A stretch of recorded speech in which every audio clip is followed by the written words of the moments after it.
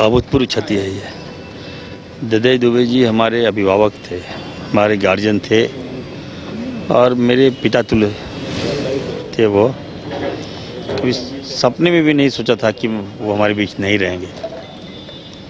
1 महीना पहले मिला था मैं उनसे। मेरे पिताजी के सबसे क्लोजेस्ट मतलब मित्रों में से एक हैं।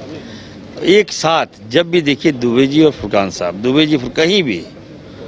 और कल मालूम चला कि वो हमारे बीच नहीं रहे, तो निश्चित तौर पर मैं कह सकता हूँ कि एक तो परिवार की क्षति हुई है, राज्य को बहुत बड़ी क्षति हुई है और ख़ास करके गरीब तबका जो हमारा मजदूर तबका जो है उस पर पूरी मातम छा गया मैडम। वो मजदूर के नेता थे, वो मजदूर की आवाज़ थे, बुलंद करते थे और दबे कुचले की आवाज़ मैं जानता हूँ उनको बढ़िया से, चाहे वो सदन हो, चाहे विधानसभा हो, चाहे पार्लियामेंट, गरजते थे ये लोग।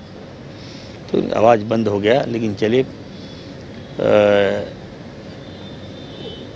पार्टी को बहुत बड़ा लॉस है, कांग्रेस पार्टी को बहुत बड़ा लॉस है। ये क्षति कभी पूरा नहीं कर पाएंगे हम लोग।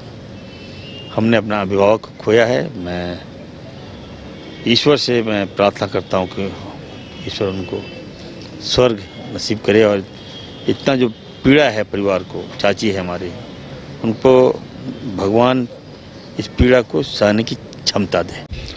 वो चूँकि हम लोग एक ही ज़िला से हैं और बहुत वर्षों तक हम लोगों ने साथ में राजनीति किया है।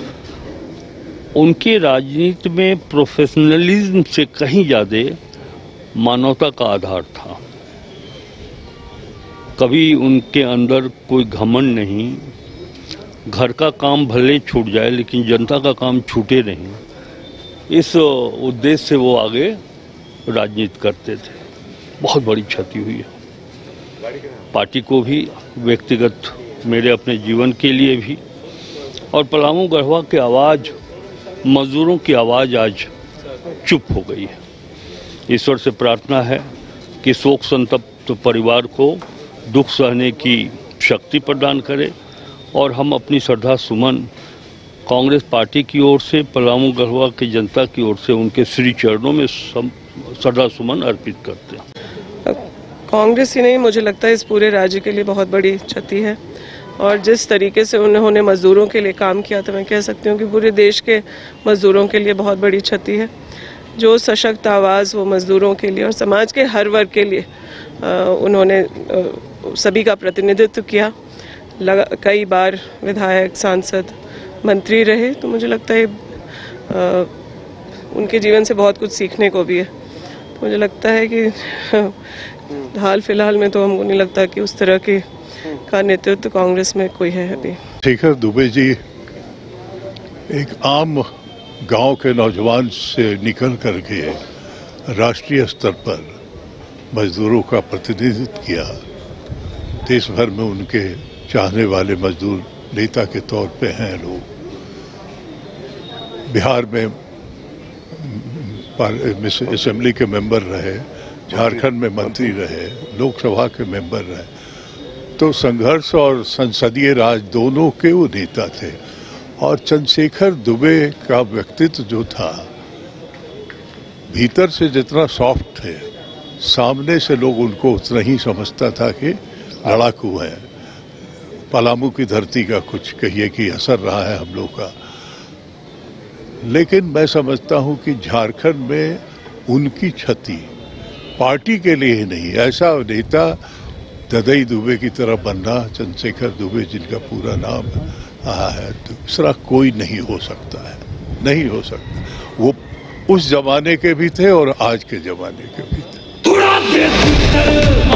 मालिक पैदा नहीं हुए तो क्या बन तो सकते हैं। मालिक वो होता है जो चाहे कुछ भी हो जाए, हर सिचुएशन में अपनों को सेफ रखता है। वैसे ही बाल मुकुंद टीएमटी आपके घर को हमेशा सेफ और भूकंप से सिक्योर रखेगा।